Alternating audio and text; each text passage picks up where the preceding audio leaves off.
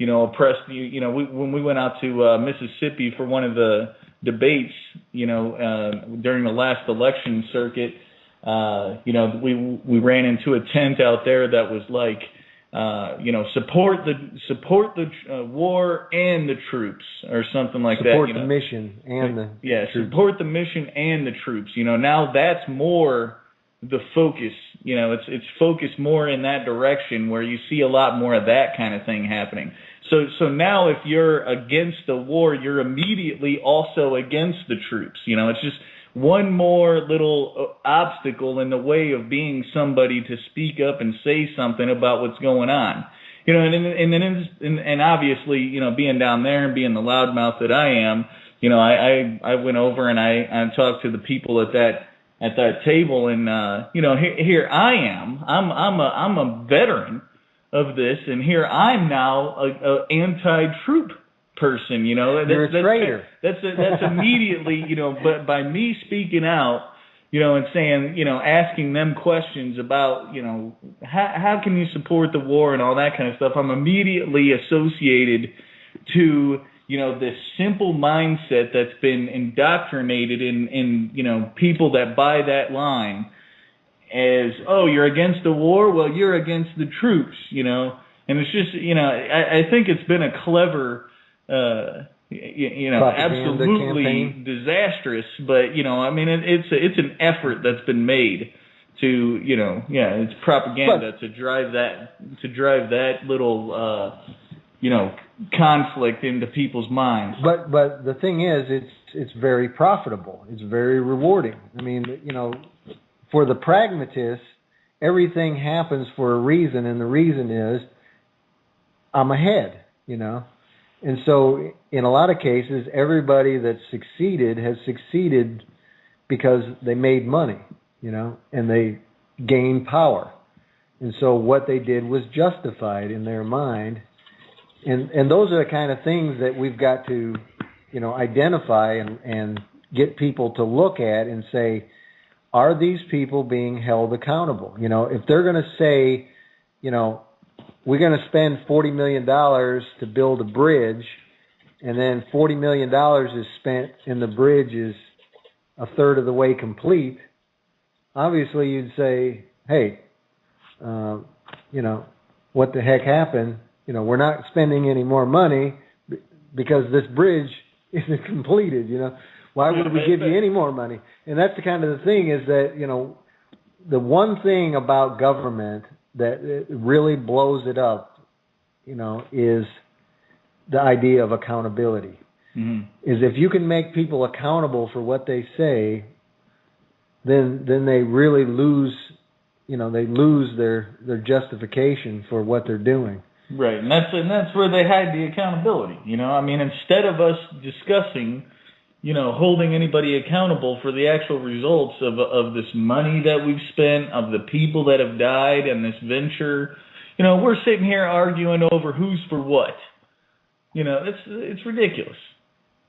And it's genius. It's genius on their part, but it's Sure. No, it's propaganda at its finest, the different work that they do. And that actually kind of brings me to an interesting question for both of you individually. I'll start with Jake. Was there a point at which, all of the kind of brainwashing that they put troops through at boot camp and all of that, when the spell was broken for you, where you just kind of went, you know what, I think I was fed a line of crap, But was there any point at which during basically your career when you went from one side to the other? I think, a Marine is a very proud individual, and trust me, I was no exception. I was definitely a proud Marine. I was boot camp. I bought into everything. Marine, right? Yeah. Obviously, once Marine, always Marine, all that kind of good stuff. But, there was at some point where something clicked to me. And to be honest, I think that moment for me where I really kind of realized everything was the same answer that I gave you to the first question. When I watched the Ron Paul thing. up until then, it was, I think that there was maybe a little bit of a denial of what was going on. I think at different times while I was on active duty, I was maybe not. I was not in agreement with what we were doing in Iraq, and Afghanistan, and I saw, like how wasteful we were with the way that we were doing things. I definitely was just completely disgusted with the fact that we had civilian contractors playing the role of everything. I mean, I was going to say support elements to, infantry units, but we had civilian contract infantry units over there. I mean, they, just all that stuff didn't make any sense to me. So, who were making ridiculous amounts of money too. Oh yeah, definitely. So, I guess to answer the question, there was a fog, that I started to kind of, by the time my enlistment was coming to an end, that I was just not in agreement with what took place. But to be honest, I think the moment that everything kind of clicked and I realized how the things that I was trained and the way that I was trained to think and all that kind of stuff just lends to the environment of, sending us to all these countries and intervening in everything and all that kind of stuff. That point came home to me when I watched Ron Paul and, I watched him, basically say, they came and did this to us because we're doing all these things, and I was like, that makes sense now. Well, now, I guess then to say before the Ron Paul thing, though, you said that, you started to stop supporting your mission. Now, did you go over there agreeing with the mission? Did you go over there believing what you were told, in essence? I mean, nobody could fault you for it. I mean, but, so the idea is did you go over there, though, believing that what you were doing was in theory for the Iraqi people, and then just over time started to realize that just wasn't the case? I didn't understand anything until after I'd come home from overseas. I was still clueless while I was overseas that entire time. I was a jarhead. Do you think that there are efforts that perhaps the government goes through to keep people like, quote unquote Marines, jarheads in that clueless state? I think it's possible. I think well, it's kind of like being on a football team, Yeah. I mean, I think it's. I don't think it's. I don't think like my direct frontline supervisors, my staff NCOs, or my commanding officer, or anybody. I don't think it's trickled down like that. I think that's more of a society kind of thing. I think that's just something that that begins from watching movies when you're a little kid and stuff like that, I think that for the most part, most people are, in my experience, most people are just excited to be a Marine. And, Mike and I have talked about this before, and, I think where he was about to go with this is, it's like being on a football team and you practice and you practice and you practice. You go to boot camp, that's practice. You go out to the field and do exercises, that's practice. And then here comes a war, and that's your opportunity to get into a game. And so you're kind of built. To me, it's not as black and white. To be in the military and have this kind of thing. I don't think that it's perpetuated because they're making an effort to do that. I think it has a lot more to do with just, your own existence as a military member, to want to participate, to want to train, to want to be good at what you do.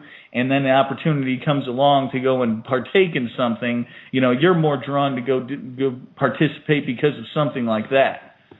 Now, okay, I understand, and actually I have a lot of friends who are Marines, and I totally get that, the whole Semper Fi. There's a camaraderie, a brotherhood about it that you don't experience in some other, in a lot of other places. When somebody's a Marine, you can almost tell just by talking to them. There's a certain culture about it, and and I can see where your loyalty could be to something like that pretty easily. It's appealing even to people outside of it. I always had a lot of admiration, for that attitude about it, about brotherhood and all that the Marines had at the time. In fact, when I was thinking about joining the military, that's where I wanted to go for that reason. And health-wise, I was never going to do it. Thankfully, I have a hole in my heart, so there was just no way. But either way, though, I totally get that. I guess then what comes to mind, though, is films like, Good Morning Vietnam, where a radio host gets in trouble for sharing news with the troops that is not approved or gone through proper channels because they don't want troops hearing certain things.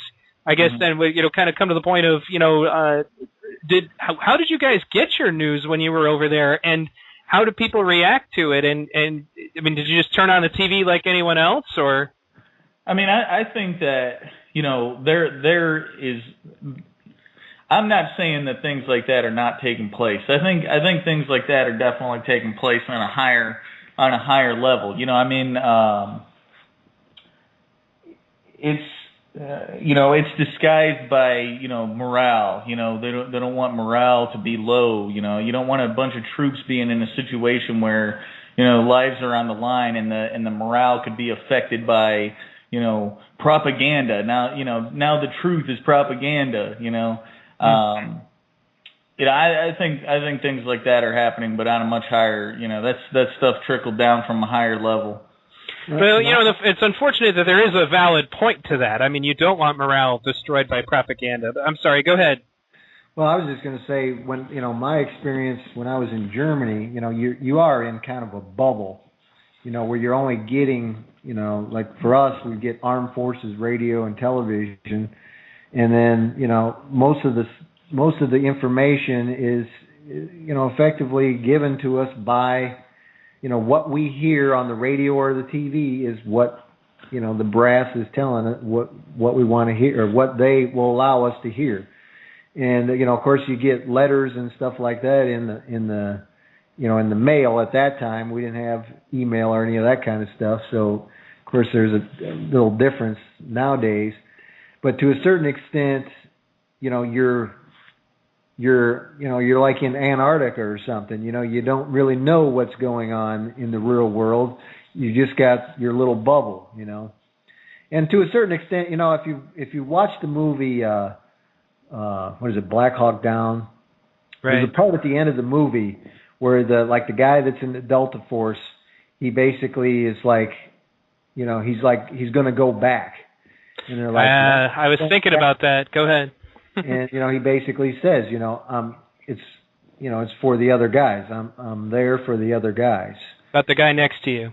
Yeah, and that's it's the family. When you go through a lot of different things that really nobody else has that kind of experience, and I think this is the same with the police too. When you go through these kind of experiences where you see, tragedy happen. Nobody in the regular, nobody that's a civilian, and I say that kind of,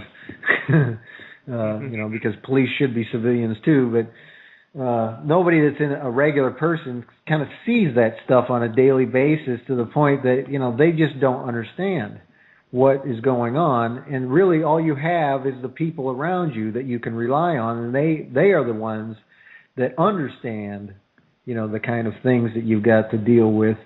And so to a certain extent, that's a little bit of understanding. I don't know. No, that makes perfect sense. And actually, that's an interesting point that kind of goes back. I mean, we were talking about the psychology of police officers.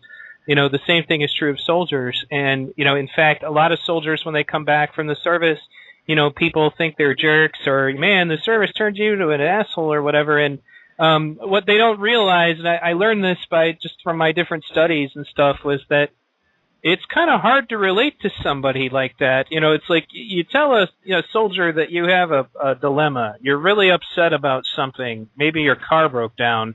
So you're telling you're freaking out and bitching to this guy who used to get shot at on a regular basis, who's probably seen children blown up at one time or another. And you're just whining to him endlessly like you've got a serious, dilemma and a crisis on your hands. And it becomes difficult for that person to relate to you, because they're like, really? I mean, you're upset about this? This is a crisis?